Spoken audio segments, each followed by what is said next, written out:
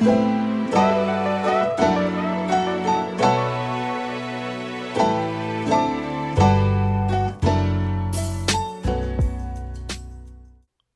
back to the Two Pointers podcast. I'm Trevor Everett, and we're going to talk today for a few minutes just around, it's been about 6-7 games, weeks worth of games with NBA season now. We're going to talk about storylines, just some things that have happened. We're starting to get into that mode there. It's obviously going to be very slow and very quiet for the next couple of weeks here, but teams are just starting to see how they look, and coaches are starting to figure out adjustments and who's doing well and who's not doing well. So we're in that phase. Welcome back. Thank you if you're new here for go ahead and subscribing, like, comment, everything. I appreciate all the support. All of the links you'll see on YouTube are going to be right here on the screen, as well as everything will be down below. I also thank you for all the support over the last couple of weeks with this transition, like I said, into in-person solo type content with me. So thank you for the ride. I've got some really cool stuff coming, some written stuff very, very shortly. It's being worked on right now, being edited, etc., and put onto the lovely website. You will get a tweet, Instagram, all of that stuff. It'll be available to you whenever you find out that it's available. Like, I'll send it out, you'll hear it in an episode, etc. So looking forward to talking about it. If you're not new here, this segment will be a lot of fun. You've heard this before, so news or snooze. Obviously, this game is a little bit more fun when you're like throwing it at somebody, figuring it out, talking about it. I figured right now it's early enough. We just finished overreactions last week with Grayson. If you haven't, check that out. It'll be right up here above on one of the little eyes on YouTube or linked below. But check that out, week one overreactions. Some of them were very, very wild, and we ended up doing a draft live there on the spot. So it was really, really cool. But yes, storylines, looking forward to talking about those really quick. I've got 6 of them, and then I want to highlight one additional at the end that's not worth considering for news or snooze, but you'll see what it is. We'll go over it. We'll talk about it. Some stuff that hasn't been brushed over, some stuff that just happened today. And speaking of today, I'll go ahead and get this out of the way now so we can get started. You'll see on YouTube right here. If not, if you're listening on one of the awesome Spotify, Apple podcast platforms, etc., the question of the day, or the question of the episode, is going to be, what is your favorite candy? Because I'm recording this on Halloween as we're watching the Crunch Time stream, Monday Night Football, all the fun stuff on Monday. So Halloween night, what is your favorite candy that either you got on Halloween? Comment below, send me a tweet, Instagram message, whatever's best for you. Comment on the TikToks. Hope you guys are enjoying the NBA 60-second or yesterday the NBA series. So otherwise, let's get started. So comment your favorite candy, and we'll go ahead and get started now. With the NBA season, like I said, kicking off, I've got 6 total stories, things that have happened, things that are worth noting, and just understanding what's going on. A lot of these are going to be a little early. Some of them are pertinent to the season, some of them are not. But let me know your thoughts below, whether a lot of these things are news or snooze. I'll start with some of the more recent stuff. The first news or snooze, and I'll give my opinion on it, and I'll go from why and talk about a little bit what's happened around it. But the first one's going to be the 76ers, as of today, get punished. The NBA announced today that the Sixers violated league rules governing the timing of the season's free agency discussions, and the league has rescinded Philadelphia's second-round pick in each of the 23 and 24 drafts.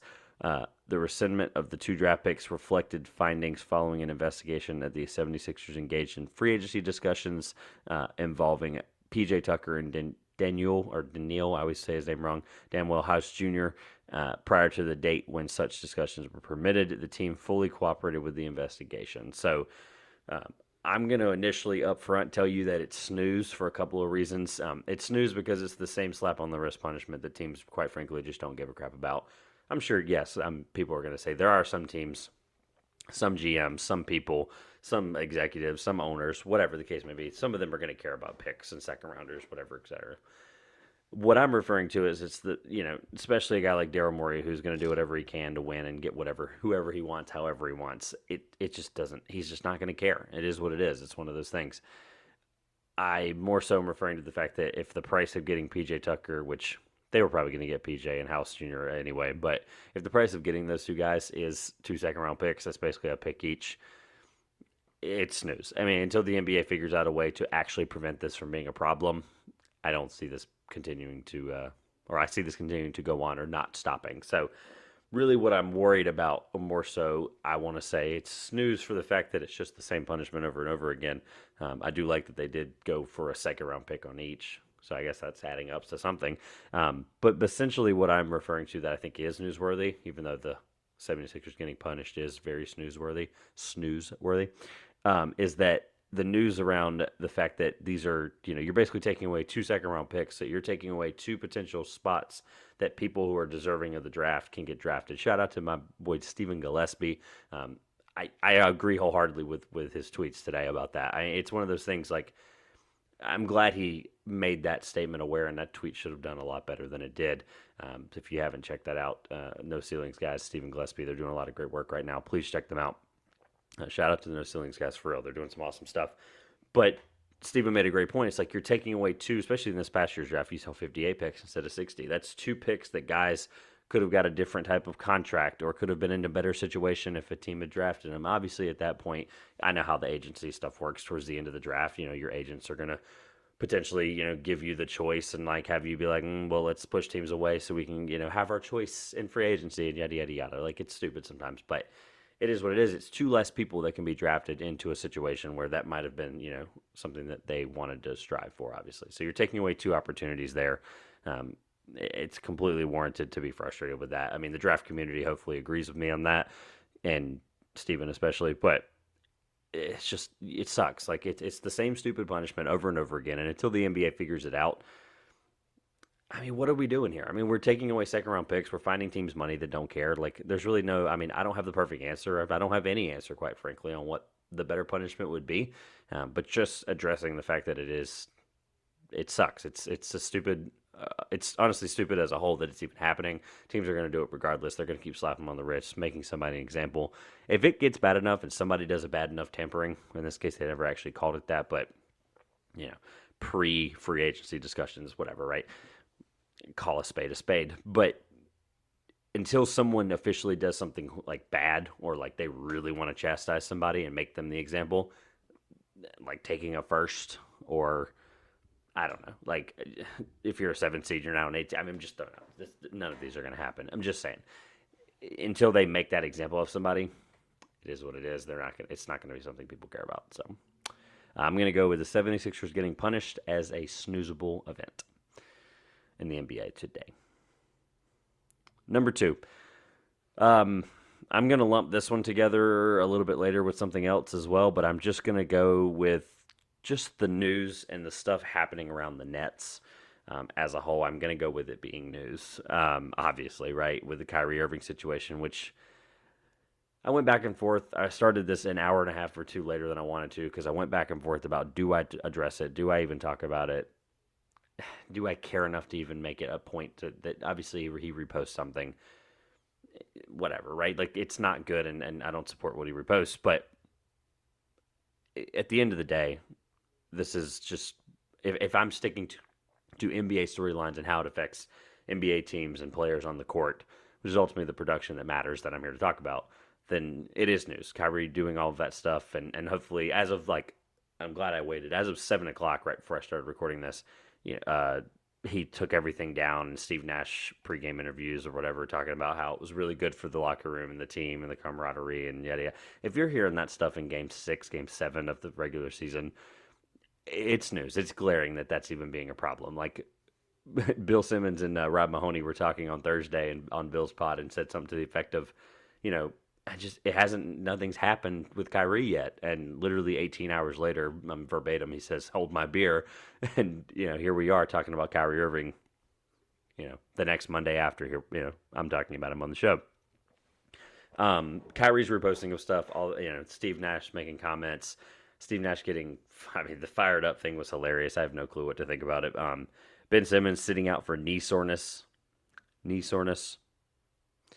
And he's played bad, obviously, up until this point. So it comes to warrant, like, this roster stinks. Ben Simmons' knee soreness, Kyrie Irving's issues. Kevin Durant's kind of been the constant, which we kind of already knew. Constant other than the fact that, he might play 45. He might play 82 games. You never know. As of right now, we're in a predicament where this team is, 1-5, 1-6. And, I mean, I don't want to panic. It's not panic button. That's not the segment we're doing, right? But they're very well might be the, a top 3 candidate for panic button in a couple of weeks when we do that, for the first month. Just all of the stuff around it, I have to say it's news. I don't think it's over yet. The chapter is absolutely not written yet. I think this has just continued to unfold and unfoil. And when you're getting into Twitter arguments with the owner of your franchise and Kyrie Irving, obviously, and Joe Tsai, this has just been, just a cloud. Talk about the cloud with the Suns this offseason. This has just been a cloud for the Nets. And it's been going on for months since Katie requested a trade. So I don't think this situation, I think it gets worse before it gets better. Obviously, basketball-wise, if we're going back to that, Ben Simmons has struggled, like I said. The bench has just been horrible. They don't have Patty Mills. They obviously, if we're sitting here talking about the fate of the Nets for the next couple of weeks, months, whatever, and we're talking about Patty Mills being the savior, this is probably a bad team. So I just don't like what I'm getting production-wise from anybody other than Kyrie and Kevin Durant, who are both averaging more than 30 points right now. So let the chips fall where they may, I guess. I don't know. I don't want to spend too much on the Nets. Next story we're going to talk about really quick, Josh Primo. This one's tough to talk about because and this one's going to be short and sweet, just for transparency for listeners or viewers, because we don't know enough yet. We just got a report that he was exposing himself to women, and obviously the Spurs are a class act organization as well, partnering with the NBA to make that decision, and they feel like it was time to move on. Just a matter of weeks after they obviously just picked up his third-year option on a guy that they took, I'm just going to say it until we see it, very highly, way too highly, right? Number 10 overall, way, way, way, way, way higher than most of his projections. I had him in the 20 to 30 range, and some people even had him into the 40, 50 range in that draft, and he went in the top 10. So Josh Primo, obviously, I talk about chapter not being written. We just don't know where this leads right now. He's currently, as of right now, clearing waivers, or just cleared waivers today to test free agency and at least be available. But he did say in a statement to ESPN and in the NBA that he's taking time away from basketball, which he absolutely should.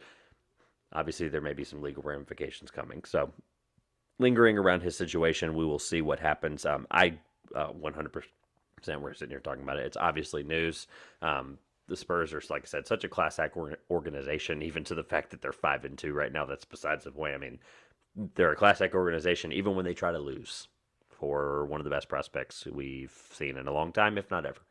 So, shout out to Greg Popovich and Archie Buford and all of the guys in that situation for making the right decision. And just, if that's the resolution that was the simplest way to, go about it, then so be it. Josh Primo obviously is no longer on the San Antonio Spurs. So monitor his situation, where he goes, etc. If he makes an NBA return at all, we hope he does, or I hope he does. It's one of those things, like, he's a guy with so much talent, so young, and just, I don't know. We never knew enough about the guy. It's how the Spurs are. You never hear anything about him. Yada yada yada. It's very quiet. Keep things to the chest. So I'm intrigued to find out what's happening more into this detail, and I'm sure we'll find out very, very shortly. So Josh Primo's story is 100% news.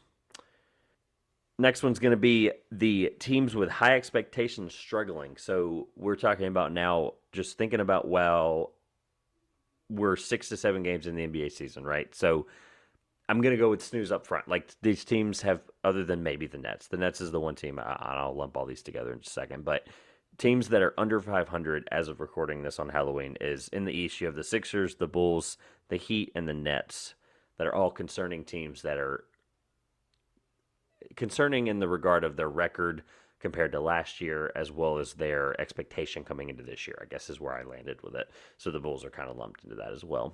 If you wanted to cut the Bulls out there, whatever, right? It's Sixers, Heat, Nets. In the West, it's Lakers, Clippers, Warriors, right? All of these teams have some things that are just glaring holes. The Sixers, it's the bench. The Bulls, it's no one, anyone and everyone can have their way with Nikola Vucevic and no Lonzo Ball. The Heat, I'll be honest, I'm sitting here going through all the teams, like, at least one glaring reason. They're not that big. Bam Adebayo's kind of doing everything for them defensively, and he can't hold up for 82 games like that. Other than that, though, I don't understand what's wrong with the Heat. I'll be fair. They have played a pretty tough schedule so far with a pretty juggernaut West Coast run. But, I mean, if there's any team you thought would have resiliency here, it would be the Heat in that situation. And then the Nets I already talked about, so I lumped them together in there. Out west, obviously, the Lakers just got their first win. If you saw in the Sunday edition or October 30th, edition of yesterday in the NBA, the Lakers got their first win against the Nuggets. So this would have been more of an apocalyptic. They're definitely a contender for panic button still, don't get me wrong, but would have been more of an apocalyptic conversation because, well, they're 0-6, so they're not now. They're 1-5. Very thankful for that. So regardless, they shut down the Nuggets bench. They gave up 22 points to that Nuggets bench. The starters had to do everything that they could to drag that team to keeping it a close game throughout most of the third quarter and then half of the fourth quarter. But the Lakers obviously playing stellar defense, playing top 4 right now in defensive percentage, defensive rating, all of the stuff that matters for the defensive stats. However, offensively, as we've all seen, the entire media has just dragged the Lakers team through the mud. I'm not going to continue to do that. Obviously, I'm a fan, but I'm also going to be very careful and honest and constructive because this team does suck. I mean, offensively, they can't do anything right now. Last night was the first glimmer of hope. Denver, I don't know their defensive potential really fully yet. We'll see. Michael Porter Jr. gave up a lot of open threes, open shots, open opportunities, back cuts, just things that were, and it's not just his fault, right? But he's a proponent of that, and he's one of the things that they knew they were going to have to improve on defensively if they were going to figure that out. So, Lakers' glaring hole, can't score the ball. The Clippers' glaring hole is the fact that Kawhi Leonard supposedly is still hurt. I'm not sure. They're sitting him out. You can throw at me all the stuff about this and this and that and why or why not, but your guys had, almost 2 years to be off playing basketball, and he's now not back again. And they're having to play, even with a deep team, they're not winning games that they should, and they're not winning games that they shouldn't either. So it's just one of those things, like they're just kind of in a rut right now, even though first couple of games they looked like they were in a rhythm. John Wall's really figuring himself out, like Grayson said last week on week 1 overreactions. He's going to be a huge piece for them. Even though they're deep, you can't still rely on Paul George. Like, he's not the number one option for a team anymore, and that's totally fine. That's not a knock on him, but obviously those two together are better than those guys individually. So, Clippers' glaring hole, just continuity and figuring it out. I'm probably the second least worried behind maybe this next team and the Warriors. I'm not worried about the Warriors right now. Obviously, 2 losses on the road, Eastern Conference to the Hornets. Steph's homecoming, I guess you could say, to Charlotte, as well as their loss to the Detroit Pistons last night.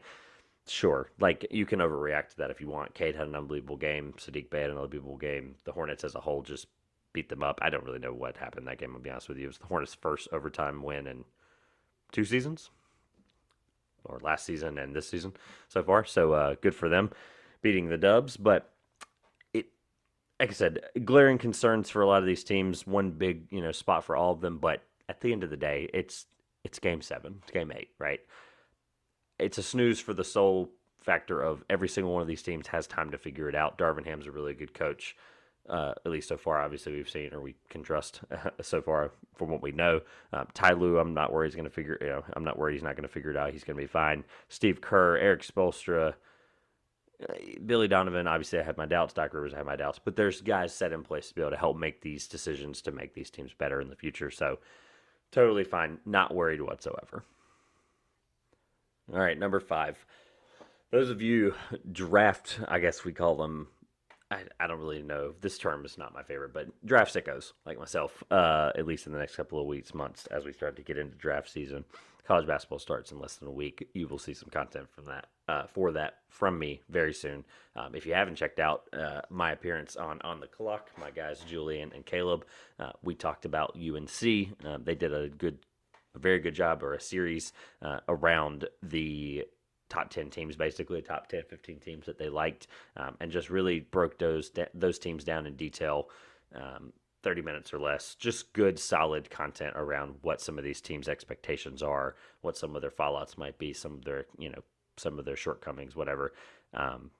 Really, really, really good job. I really enjoyed talking about the light blue team in North Carolina that I'm not a fan of, but really, really good team in Carolina. So please check that out. I'll link it if I can remember at the top here on the little I, or if I can remember, it's going to be in the description as well. So.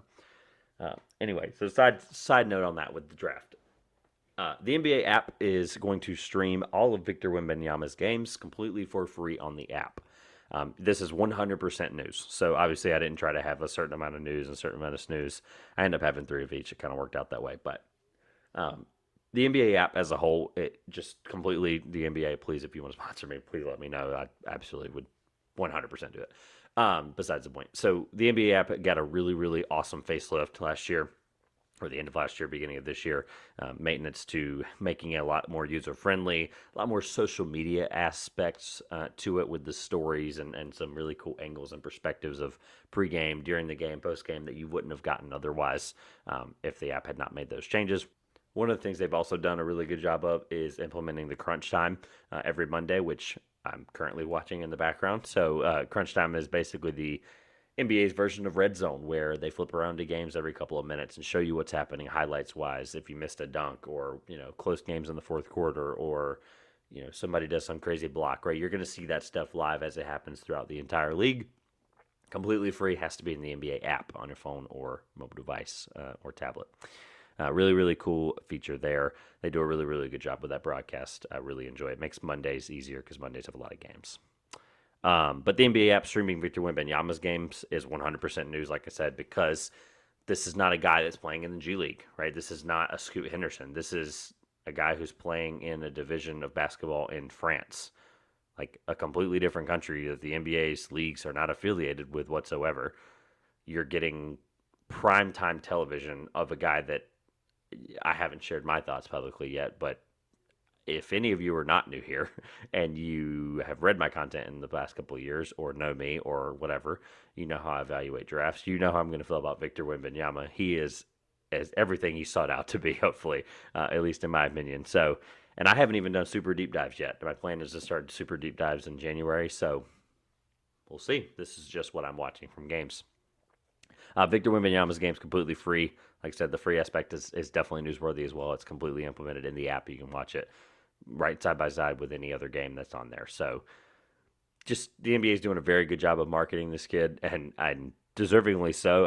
It's shocking because it's, like I said, not an NBA affiliated league, at least that I'm aware of.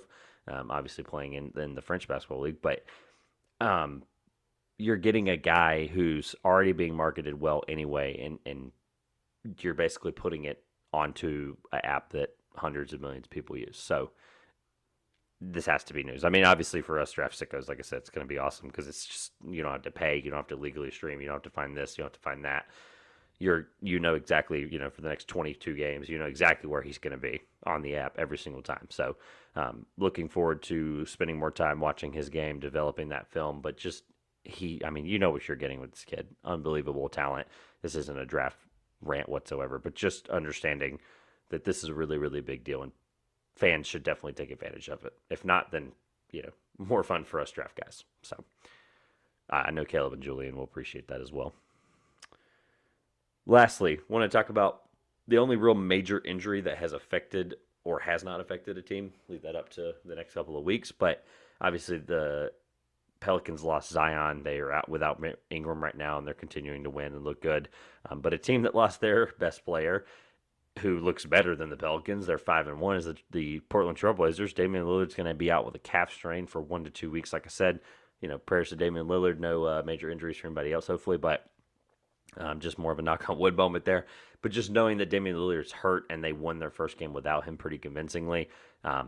I said it every single time. People can laugh at it in the series on TikTok and other platforms, but Blazers being 4-1 in the first place in the West was not on my bingo card. I was not high on this Blazers team. I'm wholeheartedly, at least for the first 8 games, am eating my own medicine, or whatever the expression is, right? Like, I'm taking my own medicine there. The schedule does get harder, though, very, very soon. This is just a handful of tough games here. They have a couple of teams in there. I'm sure they might beat, whatever. But these are their tough games, quote unquote, over the next couple of weeks leading up till the day before Christmas. They play home Grizzlies, at Suns, at Heat, at Mavs, home Spurs, home Nets, home Jazz, at Bucks, at Cavs, and then they have another couple of Nets games just after Thanksgiving in Brooklyn. So tough stretch of games here. 10 games out of their next 12 are going to be Very, very difficult. We are going to see what this Portland Trailblazers team is made of. Obviously, we'd like to see it with Dame back in a week or so. He's been very, very clear in all of his media availability that he is not going to let this sideline him for very, very long. So we will see Damian Lillard back very, very soon. That 1 to 2 week number, I would not be shocked if it was 1 and not 2. He's looked really, really good in prior to the absence. Obviously, averaging almost 30 points a game, looking like his normal Damian Lillard self again. Chauncey Billups is figuring it out, and I'm just really, really, I'm kind of glad. This is one of those moments where I'm like, well, I'm kind of glad I was wrong, because they're really, really fun. They look really good, and it's just more fun when teams like that are winning. Like, you look at the West, and you're like, the Thunder are right now the 8th seed and whatever. And there's teams like that where you're like, okay, eventually that'll probably level out. But this Blazers team, I hated coming into the season. I didn't have them in the playoffs or the play-in, quite frankly. And they're just awesome. They're outperforming expectations. Anthony Simons, Josh Hart, Damian Lillard, Jeremy Grant, the guy who I was completely wrong on. Nurkic is back healthy. They're looking really good. I mean, even the Shaedon Sharpe, the young guy. So just this team is running up and down the floor, and it's really, really fun to see. So, again, totally fine with eating mild medicine here. Let me know your thoughts in the comments below about Sixers getting punished. The Nets storyline centered around them. Josh Primo, teams with high expectations that are struggling, NBA app streaming Victor Wembanyama, and Lillard's calf injury. Just let me know your thoughts below, whether you think any of those are news or snooze, as well as any news pieces or snooze pieces, whatever you want to call them, that I might have missed. Just let me know what you think below, or on Twitter, or on Instagram, or on Facebook. I want to hit one more thing that I think is just, I have been very careful and quiet and just publicly supporting it, at least on social media, but have not addressed it on the podcast, and I want to be very, very clear about this. As of the other day, Brittany Griner, of course, being held in Russia for over 200 days now. Moscow court rejects the appeal for Griner, so she is set to begin her 9-year sentence, which, according to the article on NBA.com, this is actually a good thing because it opens up more flexibility for the U.S. government if there's potentially a swap or a deal or something like that. It gives them an opportunity to basically have the bargaining chip that they needed, probably. All in all, it's tough. This is a tough situation to talk about. I appreciate Steph Curry talking about it on a public platform on ring night for millions of people to see, talking about it on her birthday. But regardless of what you think about it, capturing somebody and keeping them in another country, regardless of the ramifications around what it was or what the intention was with it. If you don't know, you can go read the story. But free Brittany Griner. That's really what I wanted to address. It just sucks. The WNBA is better without her. Obviously, if you're just talking basketball, right? If you're just thinking like, okay, well, we want the WNBA to be better, right? I'm an avid supporter of the WNBA, and this is one of those moments where it's like, this is going to hurt the league. Like, this is going to be a thing where you have a player, a very good player now in her 30s, right? Where the prime, her prime may be tailing off, and she may be missing the end of her prime, where she can go out and compete for a championship and compete for building the WNBA to a level that it needs to be on, right? To take it to the next step. And she's a very marketable person and a very marketable opportunity. And she's just, regardless of all the basketball stuff and all the marketing stuff, right? This is a person's life at stake there, right? This is a livelihood of a person. So, obviously, we want to free Brittany Griner, the WNBA, and the NBA, and myself, and everyone else involved is praying for the situation. And at the end of the day, we just want to see justice brought to light. Bring Brittany Griner home. That is all I had for today with the storylines. Again, I just want to say thank you for all the support over the last couple of weeks on YouTube. And I'm at a loss for words because this has been a really, really fun and just honestly, if I'm being transparent with you guys, it's been a difficult transition going from talking with your best friend, about basketball every week to talking to yourself, talking to you guys, right? Like I'm talking straight into the camera, right? Implementing more guests and things like that, obviously in the future, but got a lot of really cool stuff I'm excited about coming up. So just thank you for all the support. YouTube, all the podcast downloads, the website, a huge spike in the website the last couple of weeks. Super, super appreciate that. Just anything I might be missing, the people involved behind the scenes, etc. I'm super excited for what's coming. College basketball is coming. I got a lot of in-person events with basketball coming up. And I'm really, really excited to unveil to you guys some games and some different experiences. So writing, like I said, I've got the writing fuel back again. So just being able to it'll help me transition through this period where I'm talking, solo on these a lot. So I'll be able to relay, some thoughts into words. I've got a really, really awesome article coming out. It will be out officially. Today's the 31st. It'll officially be out beginning of next week when college basketball kicks off with that first primetime night. I'll give you a hint. It's centered around the state of North Carolina. If you're not new here, you're not shocked by that. Obviously, me being from the state of North Carolina, born and raised, as well as a big fan of college basketball. It is a college basketball kickoff piece. Very, very detailed. Took a lot of time. Actually, I started it in September, if that gives you any consolation. So please check that out. Please support it when you see it. I won't spoil it, but just know it's coming. I'm super, super excited to share it. Don't forget to check out all of the things that we've got coming on Instagram, Twitter, Facebook, YouTube, all the daily content series.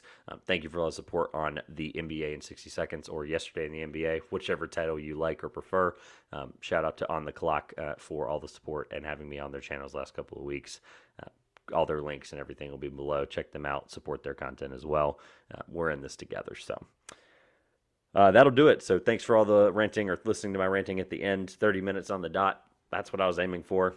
It's been definitely a very interesting couple of days in the NBA, and I look forward to seeing how it continues to unravel here into November. So again, to like, subscribe, comment, do all the things you have been doing already and continue to do. I appreciate you.